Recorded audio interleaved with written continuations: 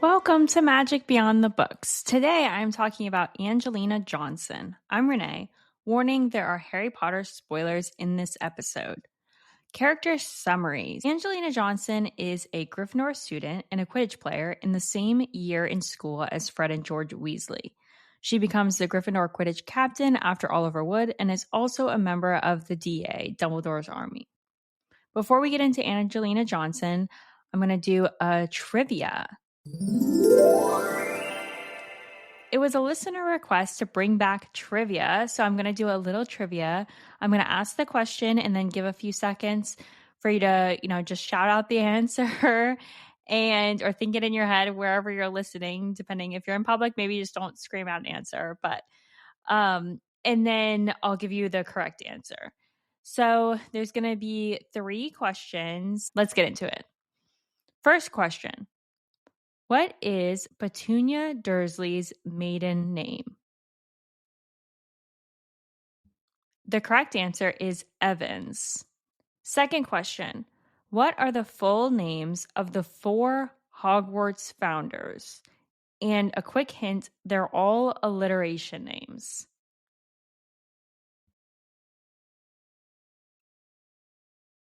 The correct answer is Rowena Ravenclaw, Godric Gryffindor, Salazar Slytherin, and Helga Hufflepuff. Last question on our trivia. From which Hogwarts professor does Harry Potter learn his favorite spell, Expelliarmus?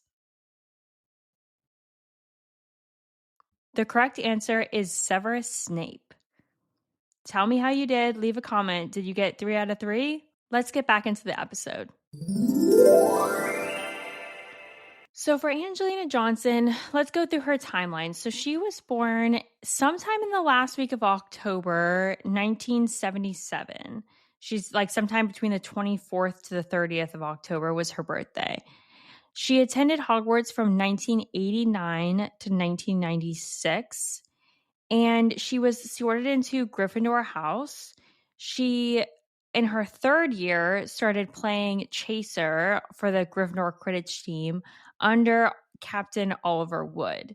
She played Chaser for her 3rd, 4th, 5th, and 7th years at Hogwarts. Her 6th year was the year that there was the Triwizard Tournament and there was no Quidditch. So that's the only reason why she didn't play in her 6th year, because no one was playing. Otherwise, she played 3rd through 7th years. She was on the Quidditch Cup winning team in her 5th year, which would have been Harry's 3rd year. And then her 6th year, what I was talking about before, her Quidditch was canceled for the Triwizard Tournament. She actually applied to be the Hogwarts champion in the Triwizard Tournament. She was one of the people that put their name in the Goblet of Fire, and the Gryffindors pretty much seemingly unanimously were rooting for her to be chosen as the champion. But instead, Cedric Diggory got chosen, and then, of course, later Harry Potter was the 4th champion. During that same year, she attended the Yule Ball as a date to Fred Weasley. Then on her 7th and last year, she became the Gryffindor Quidditch captain. So that was Oliver Wood graduated 2 years before, but then there was no captain because there was no Quidditch, and then she became the captain. She was one of the oldest people and one of the people with the most seniority on the team. So it totally makes sense that she became captain. And it seems like we get little hints that she was a talented chaser and, obviously deservedly became captain. I think she has a lot of funny moments as captain. Her and Harry butt heads a little bit, and I'm going to kind of get into that a little later. But I think one of her best quotes was when she's having this argument with Harry because Harry got put in detention when she's going to have tryouts, and she wanted him to be there to see how the new person would fit in with the team. Harry says, "I didn't decide not to be there," said Harry, stung by the injustice of these words. "I got detention from that Umbridge woman just because I told her the truth about you-know-who." And then this is what Angelina says. "Well, you can just go straight to her and ask her to let you off on Friday. I don't care how you do it. Tell her you-know-who is a figment of your imagination if you'd like. Just make sure you're there." So she definitely It's funny because she was one of the people that kind of made fun of Oliver Wood and his mania when he was captain. But then I think she started to realize and feel the pressure once she became captain. In that same year that she was captain, she had a lot going on her 7th year. That year, she joined the secret society Dumbledore's Army. And she also, during the time as captain, ended up losing 3 of her players, Fred and George Weasley and Harry Potter. They all got kicked off the team in one match. So she had to recruit replacements. So she recruited Andrew Kirk and Jack Sloper to be the replacement beaters. And then Ginny Weasley became the replacement seeker, who Ginny continued to be on the team even after Angelina's time and seems to be a talented player. And then while she's at Hogwarts, and then she goes on to become a professional Quidditch player. Andrew Kirk and Jack Sloper, I don't think were very good beaters. It doesn't seem like they were very skilled. And then both of them do not return the following year when Harry becomes captain for the team. But on the bright side of all of the struggles that she had this year, she did win the Quidditch Cup again. So Angelina Johnson, has 2 Quidditch Cup championships under her belt from her time at Hogwarts. So definitely a talented Quidditch player. And then in 1998, so after she graduated, she returned for the Battle of Hogwarts to fight against Voldemort. And then sometime afterward, she ends up marrying George Weasley after Fred's death. And the 2 of them have 2 children that they name Fred Jr., Fred the Second, I guess, after Fred that passed away. And then their other child is Roxanne. So happy family, married, and goes on to have 2 kids. Let's get into Angelina's friends and foes. So under the friends category, we can definitely say Fred and George. This is where we get into a lot of the theories surrounding Angelina, is what exactly was the nature of her relationship with the twins, because it is, and also even Lee Jordan, because so it's canon that she goes to the Yule Ball with Fred. We see the scene where he asks her out and she does end up going with him to the Yule Ball.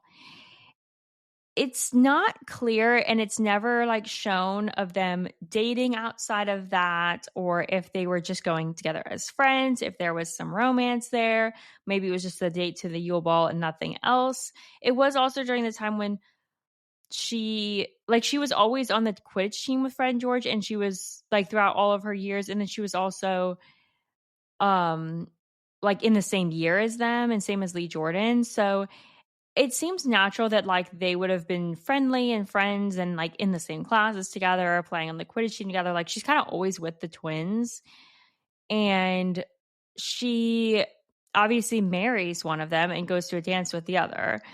I think, maybe that seems a little bit weird, but I think we just don't know. We just don't know if she actually had any romance with Fred, or if it was just kind of oh yeah, let's go to the ball together. I mean, maybe she thought he was cute. If she finds him physically attractive, I mean, his identical twin would obviously also be attractive to her. And they would also both be dealing with the grief of losing Fred. So not sure exactly what the story is there. What makes it even more interesting is Lee Jordan also seemed to be attracted to them. And he's one of their, he's the twins' best friend.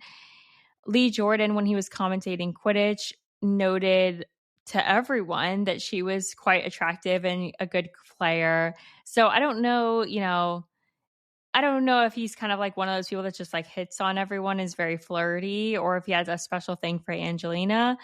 But there's that. Other friends are definitely Katie Bell and Alicia Spinnet. Alicia Spinnet and Katie Bell are 2 of the 2 other chasers that are on the team with her between years 3, her years 5 to 7. Yeah, 5 to 7, and Harry's 3 to, 5 years.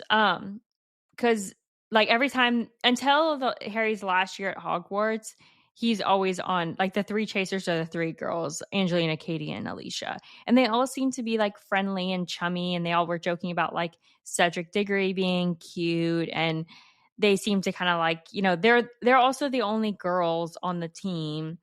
the three of them, and they're all the chasers. So they seem to have this like close bond, and it's, a cute little thing they have.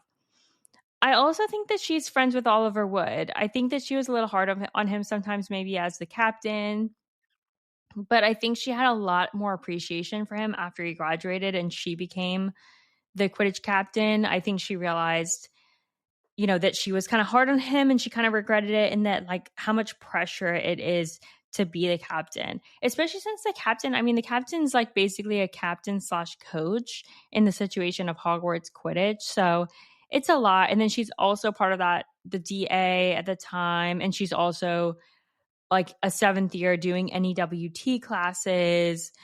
She was in she's in mentions being in Care of Magical Creatures, NEWT. So she's, an advanced student. So she has the pressure of classes and Quidditch and Voldemort, fighting against Voldemort and everything. So she kind of had like a lot going on her last year.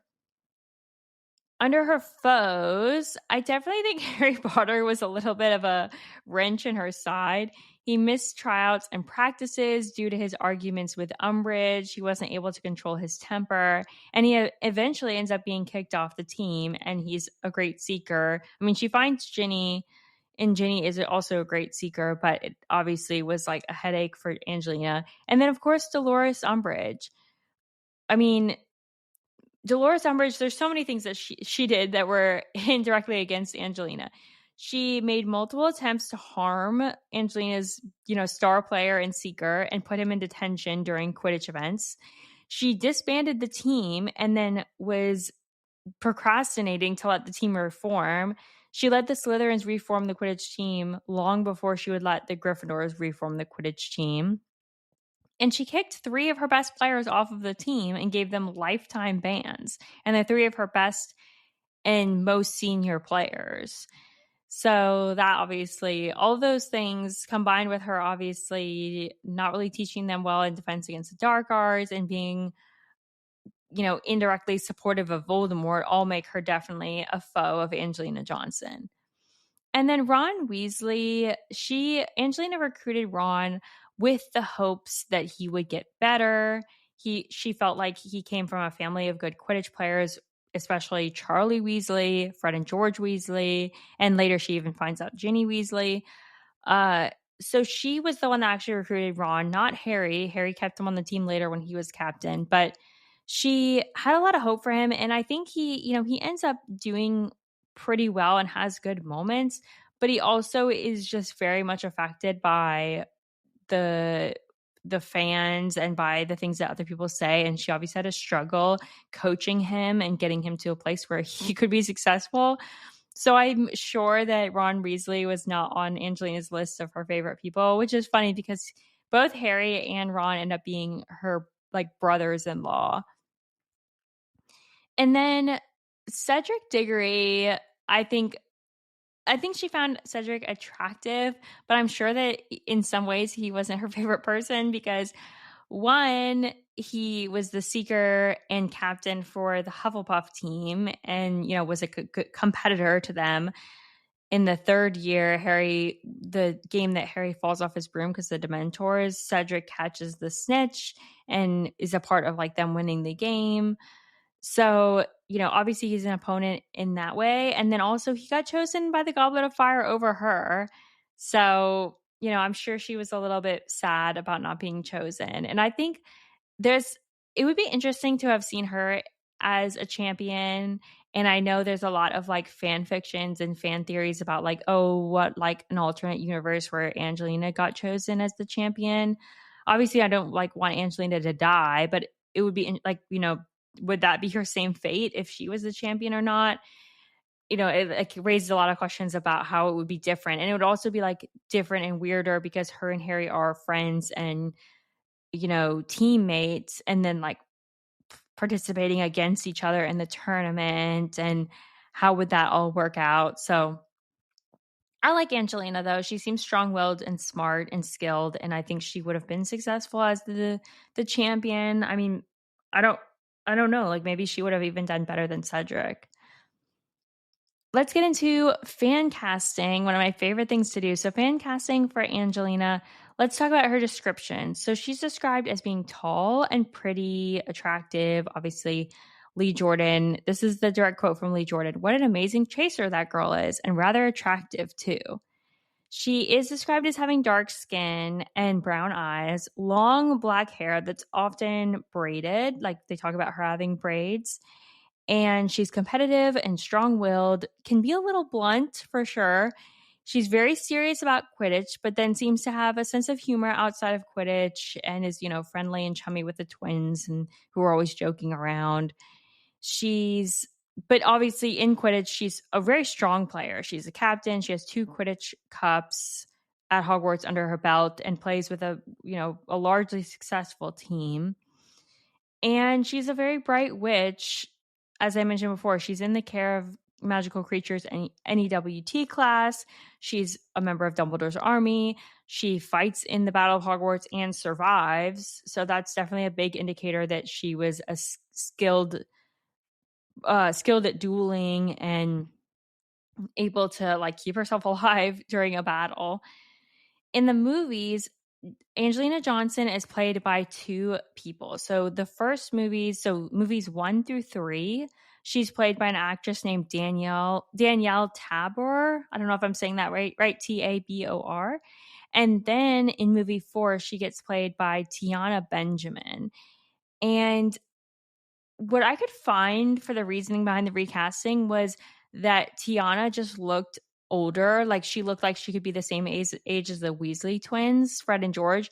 Apparently the recasting was important to have her look like she's the same age as the Weasley twins because that was the year that she was going to be cast in this romantic role where she's going to go to the Yule Ball with Fred and be asked out by Fred. So they wanted her to look like the same age.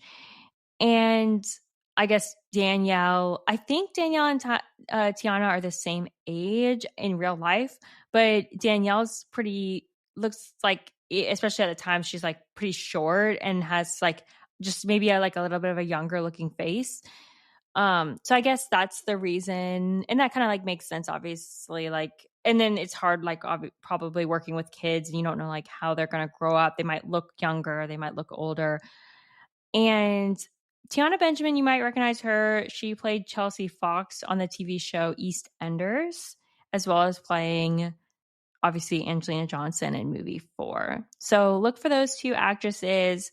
I think they both did a good job playing Angelina. I like Danielle. I think about her in she was in those initial Quidditch matches. So obviously she had to do those action-y shots where she looks like she's playing Quidditch. And I think she did a good job with that. And then Tiana, I think about her a lot with the Yule Ball scenes. So fan casting. I have a couple ideas for casting Angelina.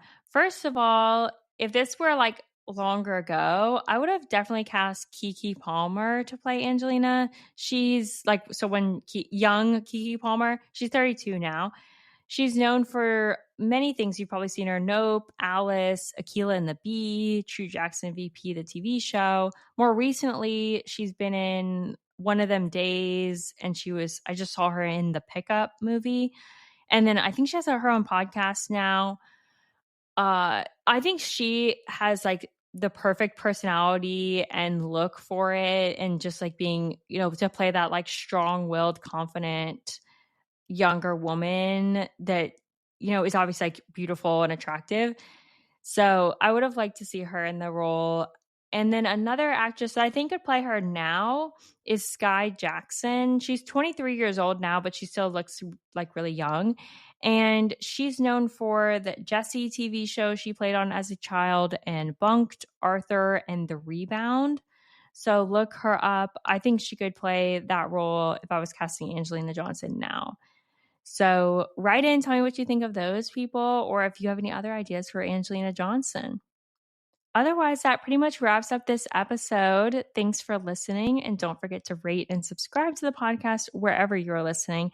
And next week, we will be discussing Universal's Epic Universe theme park. You all loved the episode where we talked specifically about the Wizarding World at Epic Universe. So next episode, we're going to talk all about the whole park. That's a really fun one. So tune in for that next week. But until then, happy reading, happy listening, and may you never fall off your broom.